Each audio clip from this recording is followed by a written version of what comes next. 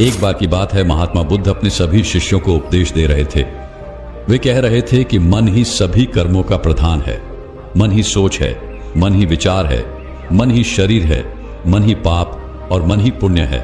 मन ही परम शक्ति तक पहुंचने का मार्ग है और मन ही शैतान तक पहुंचने का मार्ग है। मन ही सुख है, मन ही दुख है, मन ही वैराग्य है और मन ही वासना और दया भी है। मन ही क्रूरता और मन ही अस्तित्व भी है। हमारा मन ही करने और करवाने वाला है। मन की इच्छा शक्ति दृढ़ संकल्प है। मन ही डर और मन ही कमजोरी है। महात्मा बुद्ध का यह उपदेश वहां पर उपस्थित हर एक शिष्य सुन रहा था। उन शिष्यों में से एक शिष्य ऐसा भी था जो हमेशा बहुत शांत रहता था। वह हमेशा अपनी साधना में ही लगा रहता था। वह बहुत कम बोलता और ध्यान करता। उसे किसी से कोई मतलब नहीं था। वह केवल अपने कामों से ही मतलब रखता था। तभी वह शिष्य महात्मा बुद्ध से कहता है, हे बुद्ध, यदि मन को शांत करना हो तो हमें क्या करना चाहिए? मन को साधने का सबसे आसान तरीका क्या है?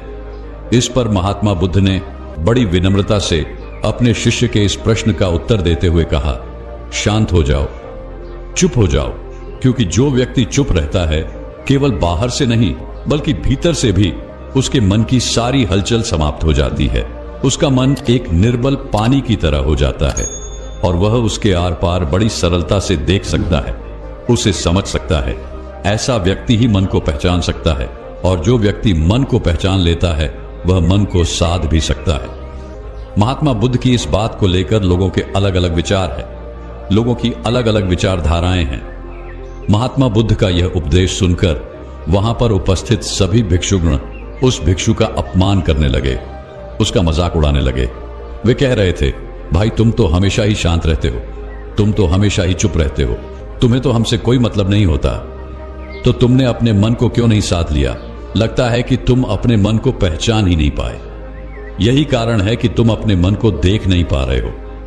कहीं ऐसा तो नहीं कि तुमने अपने मन पर विजय प्राप्त कर ली है? एक भिक्षु ने तो उस भिक्षु से कहा, भाई आखिर तुम क्या जानते हो अपने मन के बारे में? हमें भी तो बताओ, क्या तुम्हारा मन तुम्हारे नियंत्रण में है?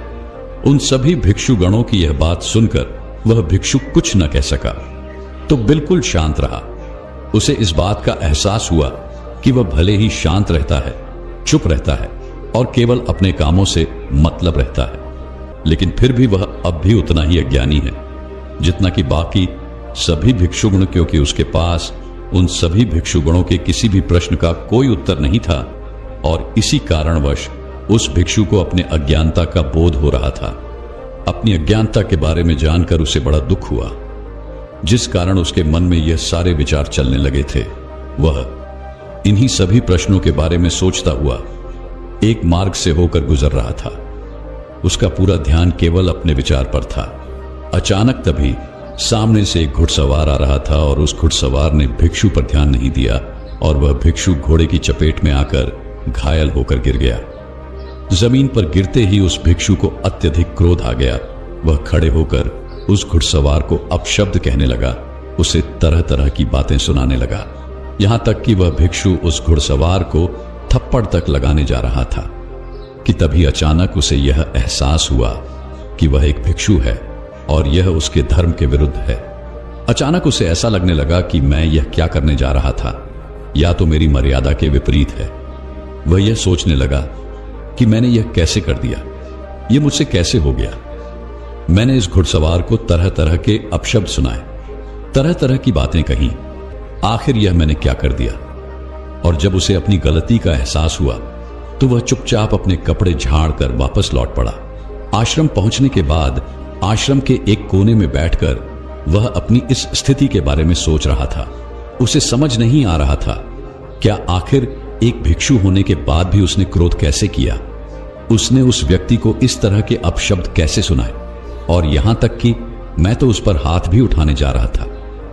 यदि मैं भीतर से शांत होता तो ऐसा कुछ भी नहीं होता।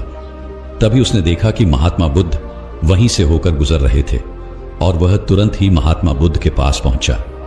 वह बहुत भावुक हो चुका था, उसकी आंखों से आंसू बह रहे थे। उसने महात्मा बुद्ध को प्रणाम किया और कहने लगा, हे बुद्ध, क्या हमारे भीतर हमारे अलावा कोई और भी रहता है जिसे हम नहीं जानते? जिसके आवेश में आकर हम गलतियां कर बैठते हैं और हमें उसका होश तक नहीं होता, और जब उसका एहसास होता है तो हमें तकलीफ होती है। इसके जवाब में महात्मा बुद्ध अपने उस शिष्य से कहते हैं, हमारे भीतर हमारे अलावा हमारा मन रहता है, किंतु विवशता तो देखो। जितना हम अपने मन से अनजान है उतना ही हम अपने आप से भी अनजान हैं। हम और हमारा मन एक साथ होते हुए भी दोनों अपरिचित हैं। हमें दोनों का कोई ज्ञान नहीं।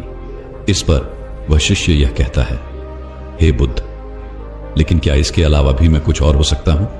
क्या मैं कुछ ऐसा हो सकता हूं जैसा मैं दिख नहीं रहा, या फिर जैसा मैं दिख रहा हूं मैं वैसा हूं नहीं जो मैं अपने आप को समझ रहा हूं? कई वास्तविकता में ऐसा तो नहीं कि मैं उसके विपरीत हूं। बुद्ध ने उस शिष्य की सारी बातें ध्यानपूर्वक सुनी और उसके बाद बुद्ध ये समझ चुके थे कि उनका वह शिष्य आत्मज्ञान के बहुत करीब पहुंच चुका है। बस उसे एक सही मार्गदर्शन की आवश्यकता है, क्योंकि वह शिष्य स्वयं से सोचने की चाहने की शक्ति पैदा कर चुका है। इस पर महात्मा बुद्ध मुस्कुराने लगे और अपने उस शिष्य से कहते हैं, वास्तव में हम अपने आप को तनिक भी नहीं जानते। जितनी जानकारी हमें अपने बारे में है वह सब इस समाज द्वारा हमें प्रदान की गई है। जो हम सोचते हैं, जो विचार करते हैं, हमारा भाव सब कुछ हमें समाज के द्वारा ही मिला है। यहां तक कि हमारी मनोदशा भी समाज के वातावरण की वजह से ही है। और इसी कारण से हम में से कुछ लोग अत्यधिक बोलते रहते हैं और कुछ लोगों को अत्यधिक शांत रहना भी पसंद है। कुछ लोग क्रूर है, कुछ दयावान है, कुछ विरोधी है, कुछ सरल स्वभाव के हैं तो कुछ उद्दंड है।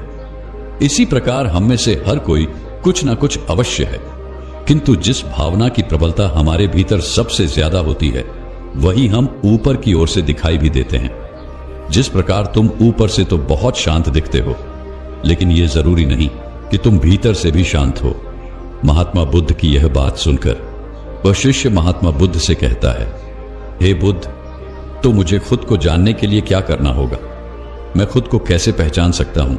इस पर महात्मा बुद्ध ने कहा, भंते, इसका जवाब मैं पहले ही तुम्हें दे चुका हूं। शांत हो जाओ, चुप हो जाओ, क्योंकि जितना तुम चुप हो जाओगे उतनी ही शांति तुम्हारे भीतर भी उतर जाएगी, और जितनी शांति तुम्हारे भीतर होगी उतना ही तुम अपने और करीब आओगे। इस पर वह शिष्य बुद्ध से कहता है, हे बुद्ध, आप तो जानते ही हैं मैं तो हमेशा ही चुप रहता हूं। मैं तो केवल अपने कामों से मतलब रखता हूं। ना ही मुझे ज्यादा बोलना पसंद है और ना ही मैं ज्यादा लोगों के साथ रहता हूं। मैं तो हमेशा ही शांत रहता हूं।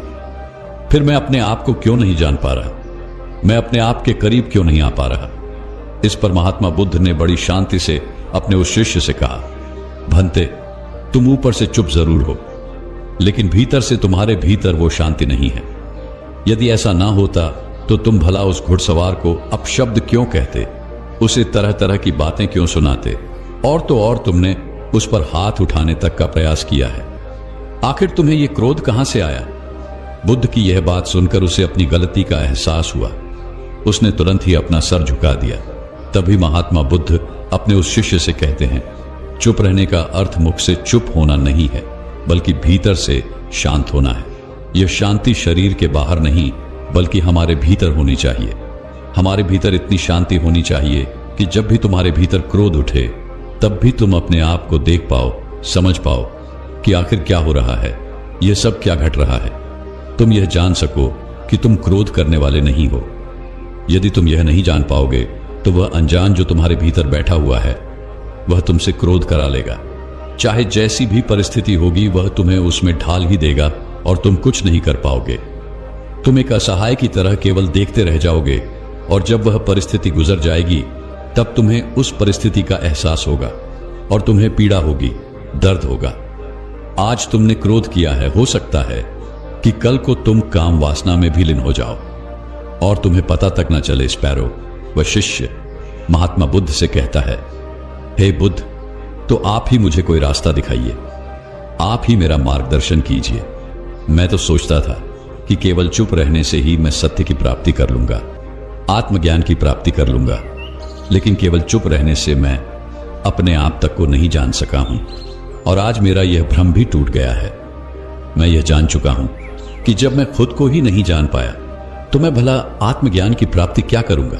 हे बुद्ध, मेरे भीतर कोई और भी है, कोई ऐसा मित्र रहता है जिसे मैं नहीं जानता। कृपया करके मेरी उससे पहचान कराइए। हे तथागत, मुझे सही राह दिखाइए।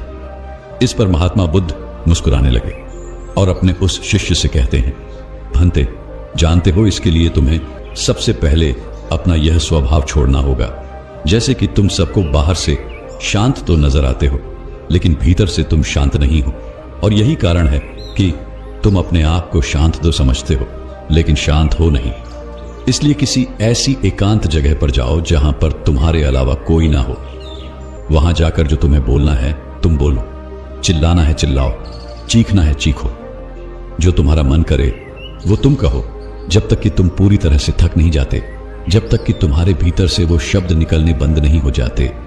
और जब तुम पूरी तरह से शांत हो जाओ, जब तुम्हारे भीतर कोई शब्द ना बचे, कोई विचार ना बचे, तब तुम मेरे पास आना। तब मैं तुम्हें एक सही मार्ग दिखाऊंगा। शिष्य ने महात्मा बुद्ध की बात मान ली। उसने महात्मा बुद्ध को प्रणाम किया और एक पहाड़ की ओर चल पड़ा। उस पहाड़ पर चारों ओर हरियाली थी, शांत वातावरण था और वहां पर कोई नहीं था। वह शिष्य बिल्कुल एकांत था और अब उसने कहना शुरू किया। पहले तो वह अपनी मर्यादा में ही बोल रहा था, वह अपनी मर्यादा में ही बातें कर रहा था, लेकिन देखते ही देखते उसे क्रोध आने लगा और वह अपनी मर्यादा छोड़कर अब शब्द बोलने लगा था। अब शब्द बोलते समय उसे इतना आनंद आ रहा था कि उसने सारी सीमा लांघ दी और उसके मुख में जो कुछ भी आ रहा था वह बोलता चला जा रहा था। देखते ही देखते उसने अपने सारे वस्त्र भी निकाल दिए। जो कुछ भी उसके मन में आ रहा था वह सब कुछ वह करता जा रहा था। वह कभी जोर जोर से हंसता तो कभी जोर जोर से रोने लगता, वह कभी भागता तो कभी नाचने लगता। ऐसा करते करते उसे काफी समय बीत चुका था और देखते ही देखते वह अब शांत होने लगा था। उसके मुख से अब शब्द नहीं बाहर आ रहे थे। उसका शरीर भी अब थकने लगा था और जिस वन के आवेश में आकर उसने वो गलती की थी, पवन भी अब ना जान ले कहां गायब हो चुका था। उसी अवस्था में वह लड़खड़ाते हुए महात्मा बुद्ध के पास पहुंचा। महात्मा बुद्ध ने जब अपने शिष्य को इस अवस्था में देखा तो वे बड़े प्रसन्न हुए। उन्होंने अपने उस शिष्य को आश्रम के बाहर हरी घास पर लेटा दिया, जहां चार तरफ हरियाली थी, चारों तरफ ठंडी ठंडी हवाएं बह रही थी, ऊपर जान निकलने वाला था और तारे टिमटिमा रहे थे। वशिष्ठ, इससे पहले कि यह पूछ पाता कि यह सब क्या हो रहा है, महात्मा बुद्ध ने शिष्य से कहा, भंते कुछ मत पूछो, बस शांत होकर इस नजारे का लुत्फ उठाओ। भंते, भीतर उठने वाली उस असीम शांति को महसूस करो। उस शिष्य ने महात्मा बुद्ध की बात सुनी और वह आसमान में तारों की ओर देखता रहा और देखते ही देखते चांद भी निकल आया था। उसने अपने भीतर असीम शांति महसूस की। भीतर एक ऐसी चुप्पी थी जो कुछ बोलने के लिए तैयार ही नहीं थी। वह घंटों तक यूं ही उस खाट पर पड़ा रहा और नजारे का लुत्फ उठाता महसूस करता रहा। वह अपने भीतर कुछ शांति को महसूस करता रहा। सब कुछ देखने के बाद वह उठा और वह महात्मा बुद्ध के पास पहुंचा। उसने वहां पर बुद्ध से कहा, हे बुद्ध, मैंने आज तक इतनी शांति प्राप्त नहीं की है। आज मैं बहुत अच्छा महसूस कर रहा हूं, मैं बहुत हल्का महसूस कर रहा हूं। लगता है जैसे आज मुझे एक नया जीवन मिला है, जैसे मेरे भीतर भी मैं ही हूं। किंतु है बुद्ध, मैं अभी अपने आप से अनजान हूं, मैं अब तक अपने आप को नहीं जान पाया। इस पर महात्मा बुद्ध ने कहा, भंते, यदि तुम्हारी नजरें समुद्र की लहरों पर होगी तो तुम्हें हलचल ही नजर आएगी, और जो लहरों में फंस गया वह समुद्र की गहराई तक कभी जा ही नहीं पाएगा। वह समुद्र की भीतर की उस शांति का अनुभव कभी कर ही नहीं पाएगा। अभी अभी तो तुम्हारे ऊपर की बहती हुई लहरें शांत हुई हैं, जो समुद्र के ऊपर दिखाई देती हैं। अभी तो तुम्हें भीतर गहराई में उतरना होगा। अपने मन के विचारों के उन बादलों को हटाकर अपने मन की गहराई में उतर जाओ, शांत हो जाओ, चुप हो जाओ। जितना तुम चुप रहोगे, विचार उतनी जल्दी आकर चले जाएंगे और तुम अपने आप को पहचान पाओगे। और जितना तुम अपने विचारों से लड़ने का प्रयास करोगे, उतना ही यह विचार तुम्हें परेशान करेंगे और तुम्हें उलझा कर रखेंगे। ध्यान से देखने का प्रयास करो।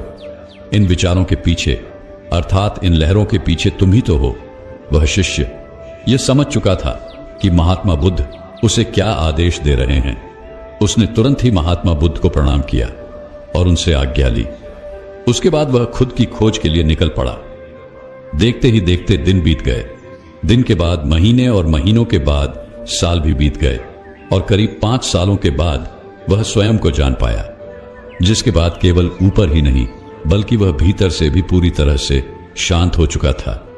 वह कभी कुछ नहीं कहता, हमेशा चुप ही रहता था।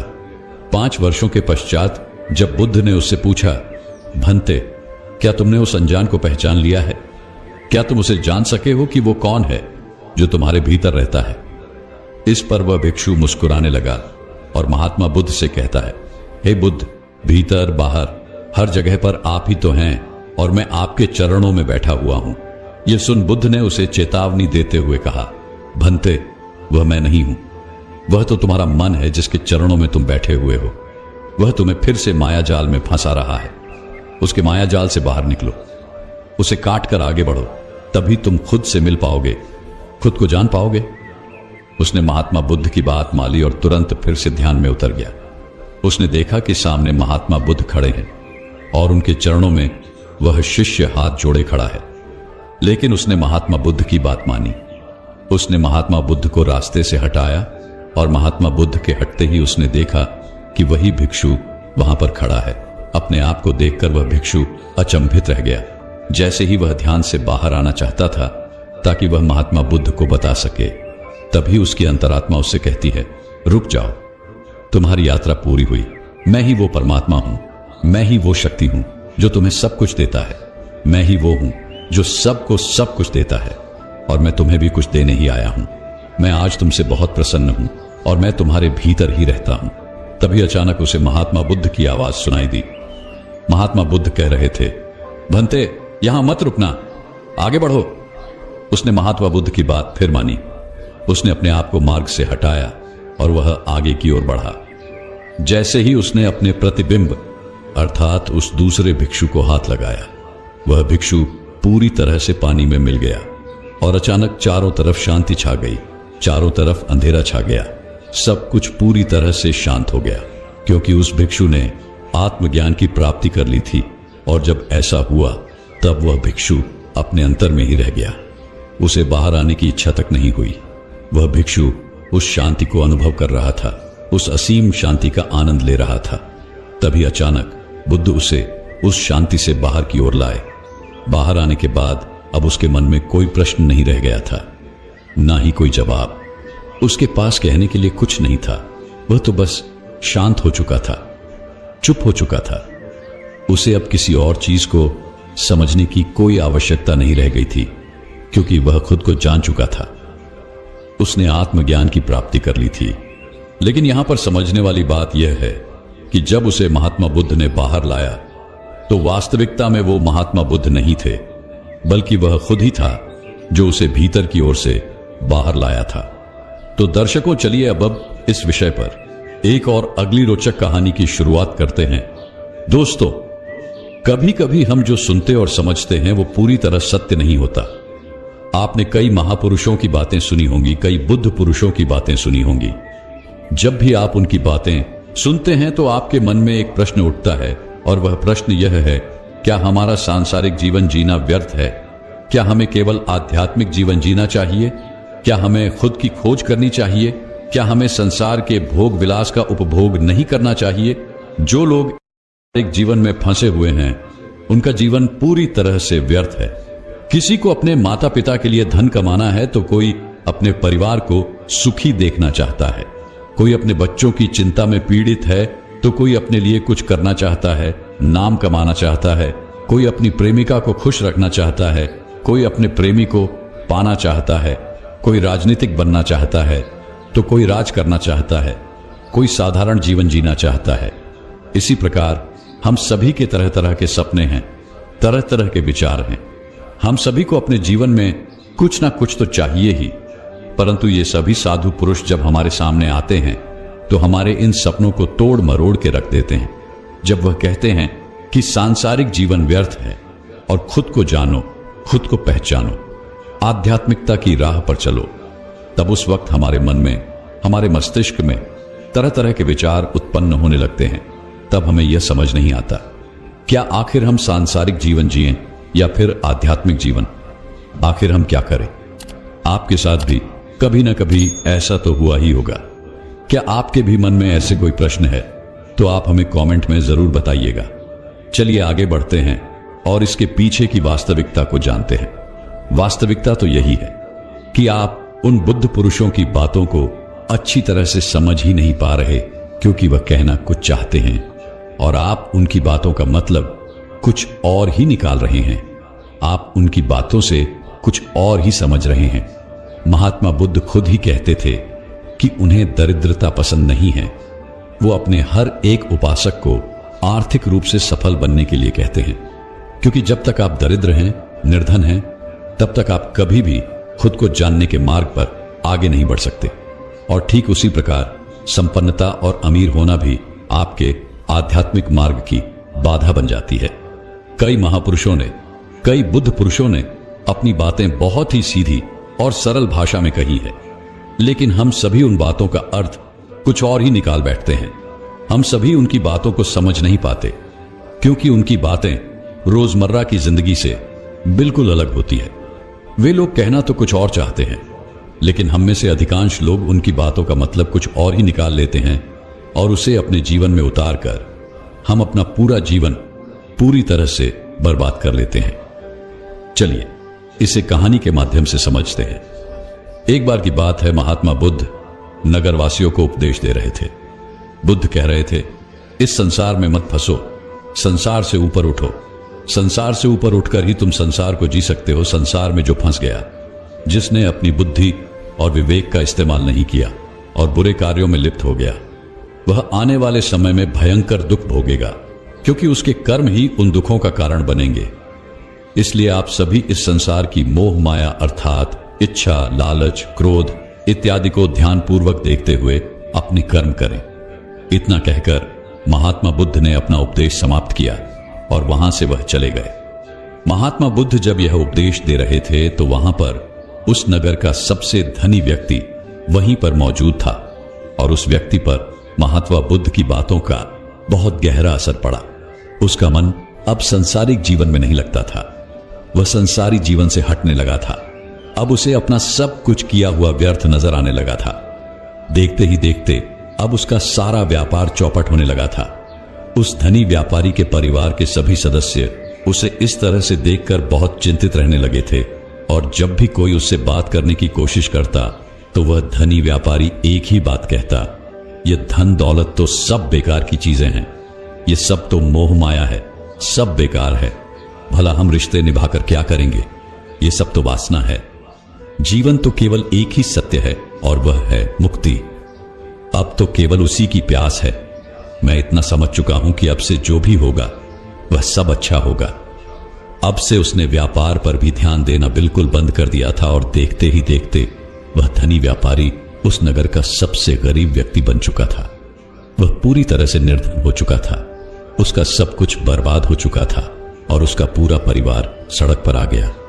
एक दिन जब उसके घर भी खाने के लिए कुछ नहीं बचा तो उसने अपने आप से कहा, यह मैंने क्या कर दिया? सब कुछ तो बहुत अच्छा चल रहा था, लेकिन मैंने अपने हाथों ही सब कुछ बर्बाद कर दिया। आज मेरे परिवार का हर एक सदस्य भूखा है। उनके पास खाने के लिए कुछ नहीं और मैं उनके लिए कुछ नहीं कर पा रहा। वह यह सब सोच ही रहा था कि तभी उसे याद आया कि उसने महात्मा बुद्ध की बातों में आकर अपना जीवन बर्बाद कर लिया। ना तो उसे मुक्ति मिली और न ही धन। वह सोच रहा था, मैं तो कहीं का नहीं रहा। थोड़े थोड़े भोजन के लिए भी आज मुझे रोज मरना पड़ता है। हर रोज मुझे मेहनत करनी पड़ती है, तब जाके मेरे परिवार को 2 वक्त की रोटी मिल पाती है। अपने परिवार की इस तरह से बुरी हालत देखकर उससे रहा नहीं गया। वह बहुत चिंतित रहने लगा था। वह बहुत परेशान हो चुका था। एक दिन वह अपने घर से भाग गया। एक रास्ते में जब वह आगे बढ़ रहा था तब उसके मन में ख्याल आया कि वह कहां जाएगा, किससे मदद मांगेगा, आखिर अब उसका साथ कौन देगा। तभी उसे याद आया कि उसे महात्मा बुद्ध के पास ही जाना चाहिए, क्योंकि बुद्ध के कारण ही आज उसकी यह हालात है। उसके हालात के जिम्मेदार तो वही है। मैं तो सीधा सीधा अपने मार्ग पर जा रहा था, लगातार अपने व्यापार में उन्नति कर रहा था, लेकिन जब से मैंने उनकी बातें सुनी तब से मेरा मन विचलित हो गया। मुझे समझ नहीं आया कि मैं जो जीवन जी रहा हूं क्या वो सत्य है या फिर जो वो जीवन जी रहे हैं वो सत्य है। उनकी चिकनी चुपड़ी बातों में आकर मैंने अपना सब कुछ बर्बाद कर दिया। मेरे हालात के जिम्मेदार तो वही हैं, इसलिए मुझे उनके पास ही जाना चाहिए। अपने मन में क्रोध लिए 2 दिनों की लंबी यात्रा करके वह महात्मा बुद्ध के पास पहुंचा और क्रोध में आकर महात्मा बुद्ध से कहता है बुद्ध, आपको कोई ज्ञान नहीं, ना ही आपने सत्य की प्राप्ति की है। आप तो केवल भोले भाले लोगों को फंसाना जानते हैं, अपनी चिकनी चुपड़ी बातों से उन्हें बहलाना जानते हैं। आप लोगों के सीधेपन का फायदा उठाकर अपनी प्रसिद्धि और अपनी प्रशंसा करवाते हैं। आप हमें ऐसे सपने दिखाते हैं जो कभी पूरे नहीं हो सकते। मैं भी ऐसा ही एक सीधा साधा व्यक्ति था और मैं उस नगर का सबसे बड़ा धनी व्यक्ति था। आपसे मिलने से पहले सब कुछ ठीक चल रहा था। मेरे पास धन की कोई कमी नहीं थी, सारे ऐशो आराम थे, सारी सुविधाएं थी। लेकिन जब से मैंने आपका उपदेश सुना, मैं आपसे इतना प्रभावित हो गया कि मैंने आपकी बातों को ही मानना शुरू कर दिया और वो सारी चीजें छोड़ दी जो मुझे संसारिक जीवन से जोड़ती थी। अर्थात संसार की सारी मोह माया मैंने त्याग दी। और आज देखिए, आपकी वजह से मेरा पूरा परिवार भिखारी बन चुका है। वो छोटी सी कुटिया में रहता है, यहां तक कि रोज के खाने के लिए भी हमें मरना पड़ता है। आपकी वजह से मैं पूरी तरह से बर्बाद हो चुका हूं। उस व्यक्ति के इतना कहने के बाद महात्मा बुद्ध बड़ी शांति से मुस्कुराते हुए उस व्यक्ति से कहते हैं, आखिर तुम्हारे साथ क्या हुआ है और तुमने मेरी बातों का क्या मतलब निकाला? इस पर वह व्यक्ति महात्मा बुद्ध को सारी बातें बता देता है। आप कहते हैं कि धन दौलत की इच्छा करना, यह कामना, यह वासना सब बुरी है। आप संसारी जीवन को बुरा कहते हैं और खुद इस संसार में आकर भिक्षा मांगते हैं। आप आध्यात्मिक जीवन को अच्छा बताते हैं, किंतु मेरा एक प्रश्न है, इस आध्यात्मिक जीवन से हमें क्या मिलता है? इससे हमें क्या लाभ? आपने कहा था कि हमें आध्यात्मिक जीवन से सुख प्राप्त होता है, लेकिन मैंने तो जब से आध्यात्मिक जीवन अपनाया है तब से मुझे केवल दुख ही दुख मिला है। यहां तक कि मेरे पास जो कुछ भी था वो भी सब मैं खो बैठा हूं। आप लोगों को झूठा सपना दिखाकर उन्हें अंधकार में धकेल देते हैं। क्या यह वास्तविकता नहीं है? इस पर महात्मा बुद्ध मुस्कुराते हुए उस व्यक्ति से कहते हैं, भंते तुम बहुत दूर से आए हो, अभी तुम विश्राम करो। रात को आकर मैं तुम्हें तुम्हारे सभी प्रश्नों का जवाब दे दूंगा। पहले तो उस व्यक्ति ने इनकार किया, लेकिन महात्मा बुद्ध के आग्रह पर वह व्यक्ति महात्मा बुद्ध की बात मान गया और आश्रम में जाकर विश्राम करने लगा। रात्रि के बाद महात्मा बुद्ध उस व्यक्ति के पास आए और कहा, भंते, मैंने एक व्यक्ति की बात सुनी। वह कह रहा था कि एक हाथी हवा में उड़ रहा था और वह अपने पैर तेजी से मारता हुआ हवा में और तेजी से उड़ता हुआ चला जा रहा था। उसने तो यह भी देखा कि एक बड़ी मछली अपने पैरों से जमीन पर चल रही थी और एक कुत्ता समुद्र की गहराइयों में सांस ले रहा था। इतना कहकर महात्मा बुद्ध शांत हो गए। वह व्यक्ति महात्मा बुद्ध की यह सारी बातें सुनकर महात्मा बुद्ध से कहता है तथागत, उसके आगे क्या हुआ? आप चुप क्यों हो गए? तभी महात्मा बुद्ध उस व्यक्ति को समझाते हुए कहते हैं, भंते, क्या तुम्हें लगता है कि ऐसा वास्तव में हो सकता है? इस पर वह व्यक्ति जवाब देते हुए कहता है बुद्ध, अगर आप कह रहे हैं तो यह अवश्य ही सच होगा, क्योंकि आप इतने बड़े ज्ञानी हैं, आपने सत्य की प्राप्ति की है, तो आपके मुख से निकला हुआ हर एक शब्द तो सत्य ही होगा। तभी महात्मा बुद्ध मुस्कुराते हुए उस व्यक्ति से कहते हैं, भंते, क्या तुमने कभी पहले ऐसा कभी होते हुए देखा है? क्या तुमने कभी किसी हाथी को देखा है जो पर के साथ हवा में तेजी से उड़ता जा रहा हो? इसके जवाब में वह व्यक्ति कहता है, नहीं तथागत, मैंने तो कभी नहीं देखा। तभी बुद्ध कहते हैं, तो तुमने मुझसे प्रश्न क्यों नहीं किया कि आखिर वह हाथी आकाश में कैसे उड़ सकता है? इसका जवाब में वह व्यक्ति कहता है तथागत, आपके मुख से सुनकर मुझे ऐसा लगा कि मानो वो सत्य हो, और आप कह रहे हैं तो यह सत्य ही होगा, इसीलिए मैंने आपसे एक भी बात प्रश्न नहीं किया। तभी महात्मा बुद्ध उस व्यक्ति को समझाते हुए कहते, भंते, कभी किसी की बातों पर मत जाना, बल्कि खुद विचार करो, स्वयं सोचो कि उस बात सच्चाई है, वह जो व्यक्ति कह रहा है, क्या वह सच है? आखिर वह कहना क्या चाहता है। हो सकता है कि वह कुछ और कहना चाहता हो और तुम उसका अर्थ कुछ और ही निकाल रहे हो। कम से कम तुम्हें एक बार पूछकर यह समझना तो चाहिए कि आखिर वह कहना क्या चाहता है। अगर तुम मुझसे पूछते कि आखिर वह हाथी हवा में कैसे उड़ सकता है, तो इसका जवाब मैं तुम्हें अवश्य देता। मैं तुम्हें ऐसा बताता कि एक छोटा सा बच्चा अपने खिलौनों के साथ खेल रहा है, वह हाथी को हवा में उड़ा रहा है और कुत्ते को पानी में डूबा रहा है, और रही बात मछली की तो वह उसे जमीन पर चला रहा है। क्या ऐसा संभव नहीं हो सकता?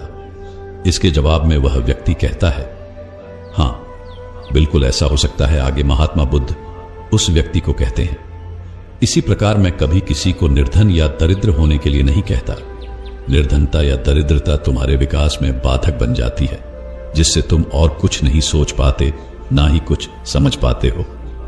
इन भिक्षु संघ को देखो, जब इन्हें भोजन की आवश्यकता होती है तो ये भिक्षा मांगने के लिए निकल पड़ते हैं, लेकिन यह भिक्षा कहां से आती है?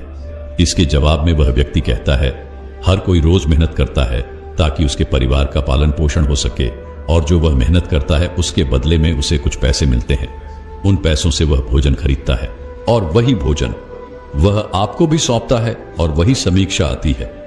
तभी महात्मा बुद्ध उस व्यक्ति से एक और प्रश्न करते हैं, भंते, यह बात तो सत्य है, लेकिन तुम क्या मुझे यह बता सकते हो कि आखिर यह धन कहां से आता है? इसका जवाब देते हुए वह व्यक्ति कहता है, धन तो सभी लोग अर्जित करते हैं, सभी कमाते हैं।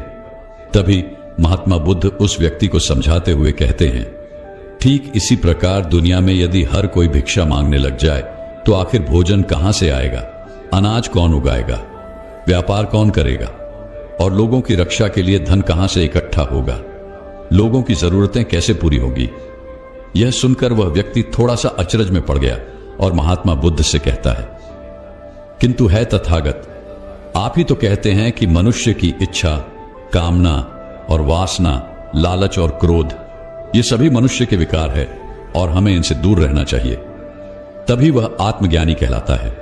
तभी महात्मा बुद्ध कहते हैं, भंते, मैं तो अभी भी यही कह रहा हूं कि मनुष्य को इन सब चीजों से दूर रहना चाहिए। इस पर वह व्यक्ति महात्मा बुद्ध की बात काटते हुए कहता है तथागत, पर दुनिया तो इसी पर चल रही है, इसके बिना भला यह संसार कैसे चल सकता है? हर किसी को पैसों की जरूरत है, बिना पैसों के वह अपने परिवार को नहीं चला सकता, वह अपने परिवार का पालन पोषण नहीं कर सकता, वह अपने परिवार के लिए भोजन नहीं ला सकता, और यदि वह पैसे नहीं कमाएगा तो वह भूखा मर जाएगा। तभी महात्मा बुद्ध कहते हैं, मानते, ये संसार इन चीजों से नहीं चल रहा, इन चीजों से बिगड़ रहा है। इस पर वह व्यक्ति कहता है तथागत, आखिर आप क्या कहना चाहते हैं? मैं आपकी बात समझ नहीं पा रहा। संसार में इच्छा, कामना, वासना और क्रोध ही तो है, और जब हम इनका त्याग कर देते हैं तब हम आध्यात्मिक मार्ग की ओर आगे बढ़ते हैं, अर्थात मुक्त के मार्ग पर, यानी कि हम सन्यासी के मार्ग पर चलते हैं। इस पर महत्व जवाब देते हुए कहते हैं, भंते, लेकिन तुमने जो कुछ कहा वह भी एक बहुत बड़ा सत्य है। इच्छा, कामना, वासना और क्रोध ऐसी ही बुरी भावनाओं को छोड़ देने से हम संसार छोड़कर सन्यासी हो जाते हैं, और इन्हीं सभी चीजों को छोड़कर भी हम संसार में जी सकते हैं, धन कमा सकते हैं, मान, पर, प्रतिष्ठा और सम्मान कमा सकते हैं, क्योंकि हम सब अपना कर्म ही तो कर रहे हैं। एक किसान खेती करता है, पर वह अपनी खेती बिना बुरी भावनाओं के भी कर सकता है।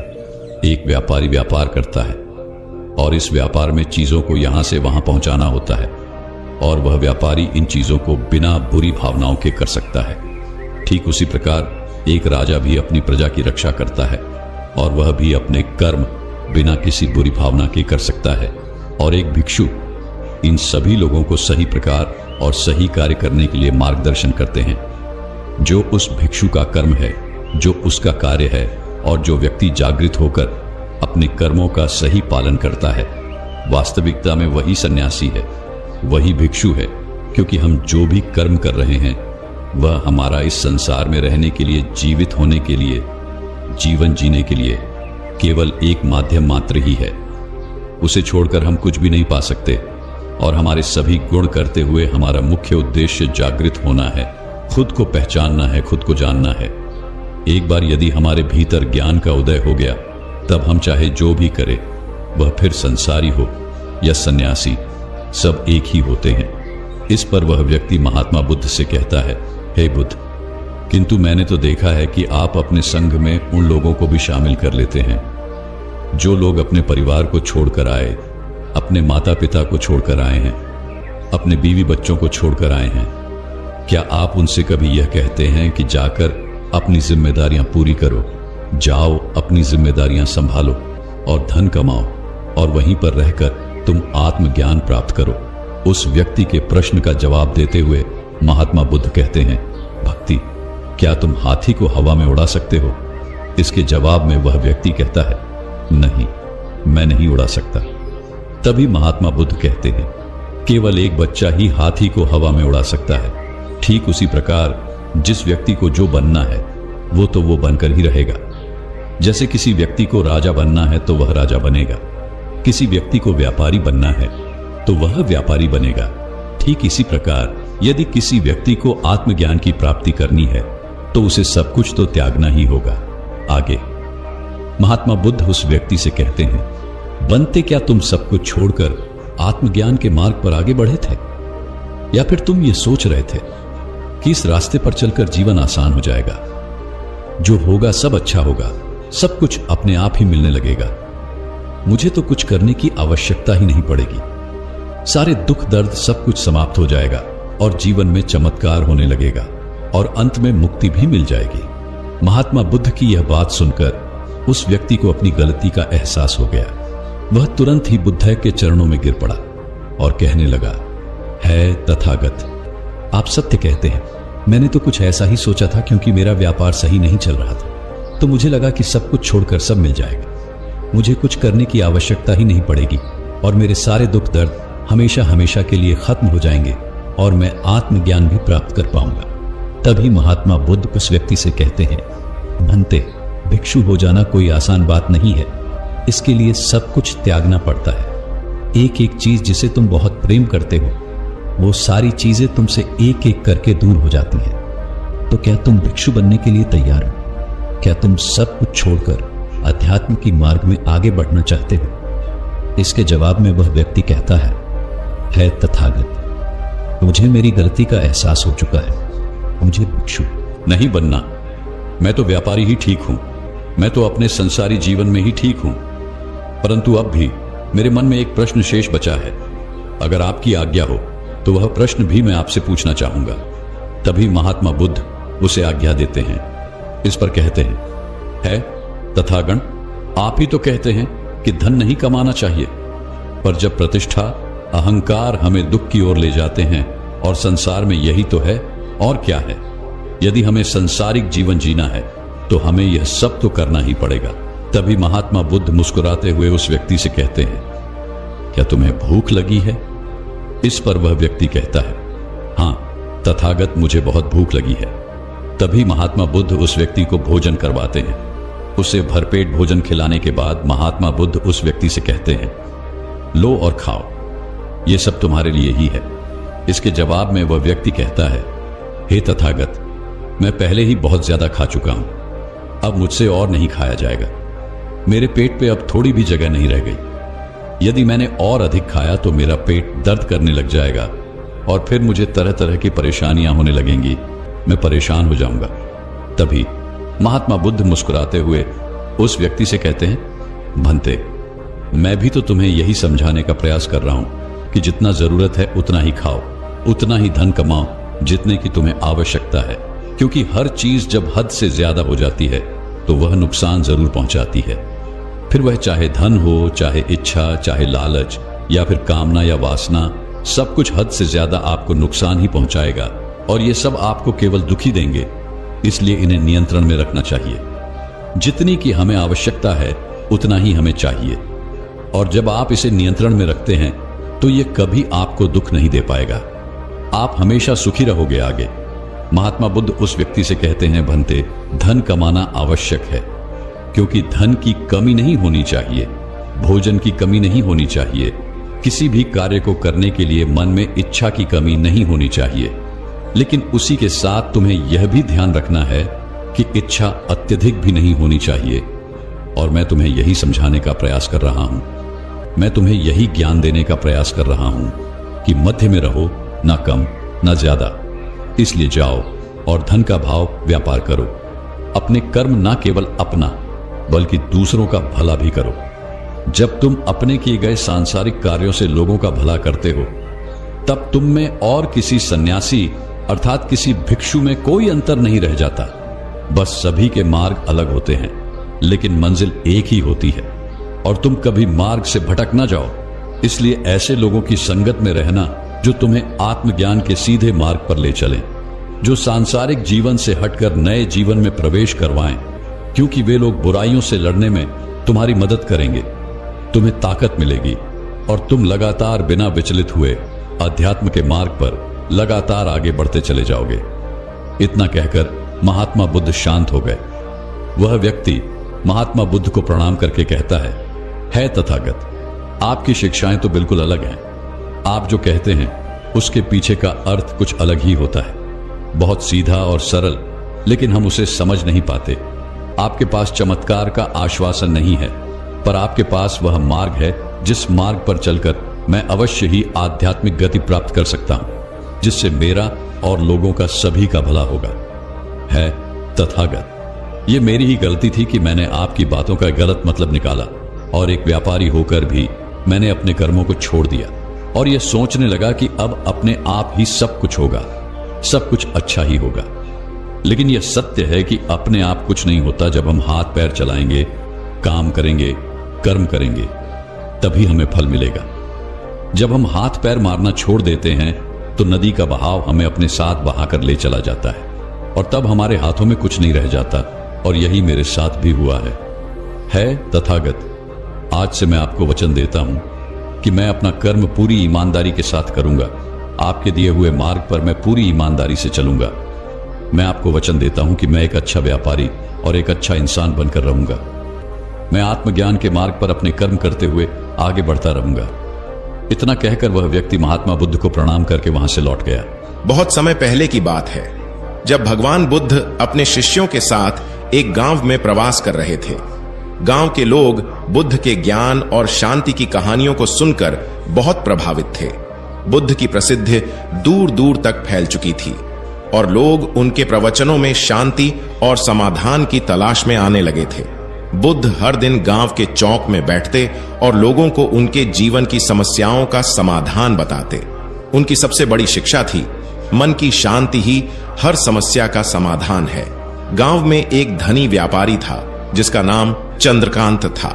चंद्रकांत के पास धन दौलत की कोई कमी नहीं थी, परंतु उसकी समस्या यह थी कि वह लगातार चिंताओं से घिरा रहता था। उसे हमेशा चिंता रहती कि कहीं उसका व्यापार न डूब जाए, कहीं उसके नौकर उसे धोखा न दे दें, कहीं उसका परिवार उसे न छोड़ दे। इस चिंता के कारण वह रातों को सो नहीं पाता था और उसकी सेहत दिन ब दिन खराब होती जा रही थी। वह बुद्ध के बारे में सुन चुका था और उसने सोचा कि शायद बुद्ध उसके इस असहनीय तनाव का समाधान कर सकते हैं। एक दिन चंद्रकांत बुद्ध के पास पहुंचा।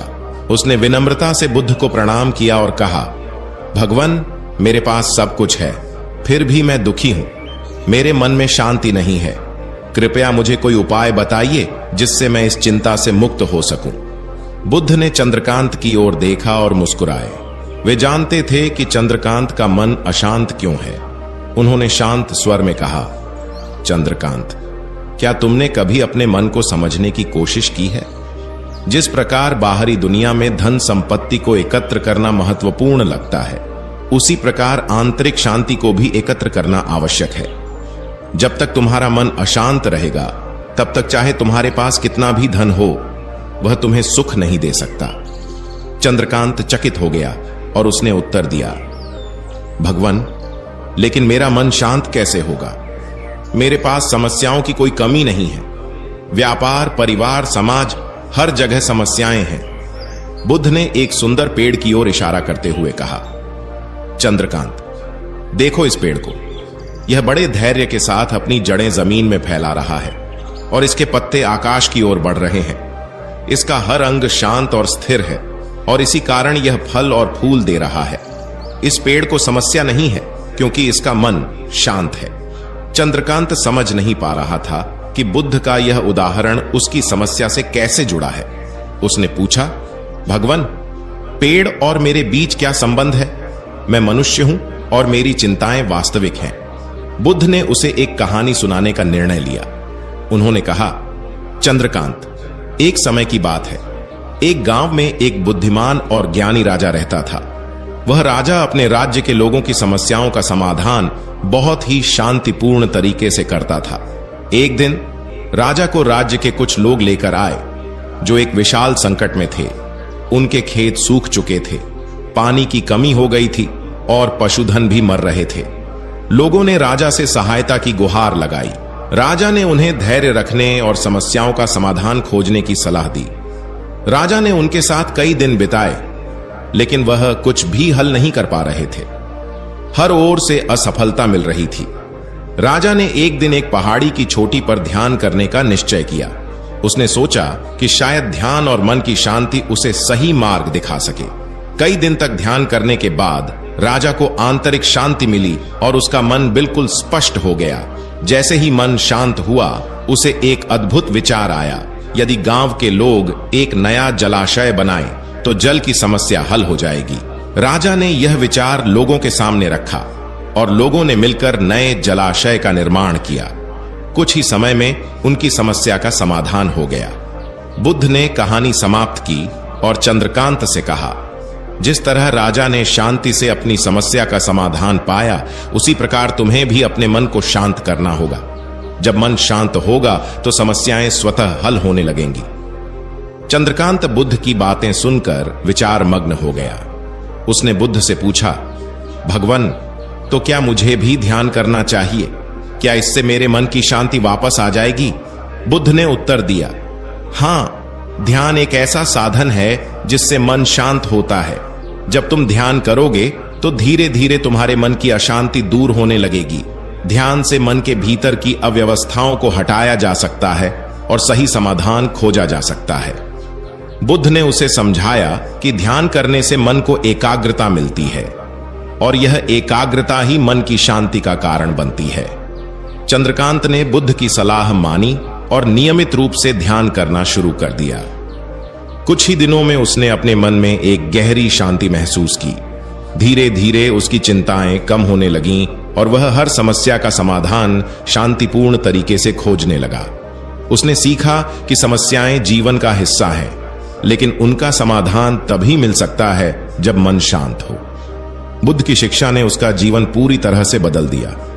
वह अब न केवल अपने व्यापार और परिवार को संतुलित रखने में सफल था, बल्कि उसने अपने गांव के लोगों को भी सिखाया कि शांति और ध्यान से हर समस्या का समाधान संभव है। एक दिन चंद्रकांत बुद्ध के पास फिर से गया और बोला, भगवान, आपकी शिक्षा ने मेरा जीवन बदल दिया। अब मुझे समझ में आया कि जब मन शांत होगा तभी हर समस्या का समाधान मिलेगा। बुद्ध ने मुस्कुराते हुए कहा, चंद्रकांत, जीवन में समस्याएं सदा रहेंगी, परंतु उनका समाधान केवल वही पा सकता है जिसका मन शांत हो। शांति ही हर समाधान की कुंजी है। जब भी तुम अशांत हो तो ध्यान करो, शांति की ओर जाओ और देखो कि समस्या का समाधान तुम्हारे भीतर ही मौजूद है। एक व्यक्ति एक मार्ग में बहुत तेजी से आगे बढ़ रहा था। तभी अचानक वह दूसरे व्यक्ति से टकरा गया। इस पर वह दूसरा व्यक्ति क्रोधित होकर कहता है, अरे जानवर हो क्या, तुम्हें दिखाई नहीं देता? एक सांड की तरह लगातार आगे बढ़ते जा रहे हो। इस पर पहला व्यक्ति कहता है, काश आप जो कह रहे हैं वही सत्य होता, लेकिन दुर्भाग्यवश मैं एक मनुष्य हूं। उस पहले व्यक्ति के मुख से यह सुनकर उस दूसरे व्यक्ति का क्रोध शांत हो गया। वो उस पहले व्यक्ति से कहता है, लगता है तुम बहुत दुखी हो, वरना सौभाग्य की बात को दुर्भाग्य न कहते, क्योंकि एक इंसान का जन्म पाना तो बड़े ही सौभाग्य की बात है। मनुष्य का जीवन बड़ी कठिनाइयों से मिलता है और तुम हो कि एक जानवर होना चाहते हो। तभी वह पहला व्यक्ति कहता है, मित्र, क्या आपने कभी किसी जानवर को आत्महत्या करते हुए देखा है? क्या आपने कभी किसी जानवर को किसी दूसरे जानवर को धोखा देते हुए? क्या आपने किसी जानवर को अपने अतीत या फिर अपने भविष्य के लिए परेशान होते हुए देखा है? ऐसे में मनुष्य का जीवन भला सौभाग्य की बात कैसे हो सकती है? इससे अच्छा तो पशुओं का जीवन ही है। हम मनुष्य तो पशुओं से भी गए गुजरे हैं। उस पहले व्यक्ति की यह सारी बातें सुनकर वह दूसरा व्यक्ति कहता है, लगता है तुम बहुत दुखी हो, तुम्हारे जीवन में बहुत बड़ी समस्या आ पड़ी है। यदि ऐसा है तो तुम्हें इसका समाधान महात्मा बुद्ध के पास मिल जाएगा, तो वहां जाओ। तभी पहला व्यक्ति कहता है कि कौन है? क्या कोई साधु है, महात्मा है, ऋषि मुनि है, पंडित है? अगर वह इनमें से हैं तो इनमें से कोई भी मेरी मदद नहीं कर सकता। मैं ऐसे कई लोगों से मिल चुका हूं और इनके पास मेरी समस्या का कोई समाधान नहीं है। इस पर वह दूसरा व्यक्ति कहता है, वह इनमें से तो नहीं है, लेकिन वह क्या है यह मैं भी नहीं जानता। बस मैं इतना ही जानता हूं कि जो भी उनके पास जाता है उनकी सभी समस्याओं का समाधान वह बड़ी सरलता से कर देते हैं। जो भी उनके पास आता है वो अपने सारे दुख दर्द वहीं पर छोड़कर चला आता है। उस दूसरे व्यक्ति की बात सुनकर पहले व्यक्ति को लगा कि उसे भी महात्मा बुद्ध से मिलना चाहिए। उसने उस दूसरे व्यक्ति से कहा, ठीक है भाई, अगर तुम कहते हो तो मैं एक बार उनसे भी मिल लेता हूं, उन्हें भी देख लेता हूं कि आखिर ऐसी क्या बात है जो लोगों की समस्याओं का समाधान बड़ी सरलता से कर देते हैं। इतना कहकर वह व्यक्ति अगले ही दिन महात्मा बुद्ध से मिलने के लिए निकल पड़ा। लगातार 3 दिन की यात्रा करने के बाद आखिरकार वह महात्मा बुद्ध के पास जा पहुंचा। जब वह महात्मा बुद्ध के करीब पहुंचा तो उसने देखा कि महात्मा बुद्ध अपने सभी शिष्यों को उपदेश दे रहे थे। महात्मा बुद्ध कह रहे थे, इस पृथ्वी पर उपस्थित हर किसी का जीवन बहुत कीमती है, परंतु मनुष्य जीवन अनमोल है। इसका उपयोग कर मनुष्य जीवन के उच्चतम शिखर तक पहुंच सकता है, और इसी मनुष्य जीवन के कारण हम मनुष्य पशुओं से नीचे भी आ सकते हैं। महात्मा बुद्ध का यह उपदेश समाप्त होते ही वहां पर जो भी लोग बैठे हुए थे वह वहां से चले गए। तभी वह व्यक्ति महात्मा बुद्ध के करीब पहुंचा और वह महात्मा बुद्ध को प्रणाम करके कहता है, हे बुद्ध, आप कहते हैं कि हम मनुष्य का जीवन अनमोल है। आखिर हम मनुष्य के जीवन में ऐसी क्या बात है? हम मनुष्य के जीवन में कीमती जैसा क्या है? हम चिंता करते हैं, परेशान रहते हैं, हम अपने भविष्य के लिए हमेशा चिंतित रहते हैं। ऐसे ही हजारों प्रकार की समस्याएं हम मनुष्य के जीवन में चलती रहती हैं। लेकिन आप क्या जाने, आप तो एक साधु हैं। आपने तो ये सारी चीजें त्याग दी हैं और इसीलिए शायद आप ये सारी बातें बड़ी आसानी से कह सकते हैं। मुझे तो यही लगता है कि मनुष्य का जीवन बहुत ही कठिन है, हमें इसे समाप्त कर लेना चाहिए। आपने कभी किसी पशुओं को देखा है ना, तो वह चिंता करते हैं, न ही उन्हें किसी तरह की तकलीफ होती है, न ही वह कोई परेशानी में रहते हैं। वह तो अपना जीवन मौज मस्ती में जीते हैं, न ही उन्हें अपने भूतकाल की चिंता होती है और न ही भविष्य की। न ही वह किसी को धोखा देते हैं और न ही किसी से शिकायत करते हैं।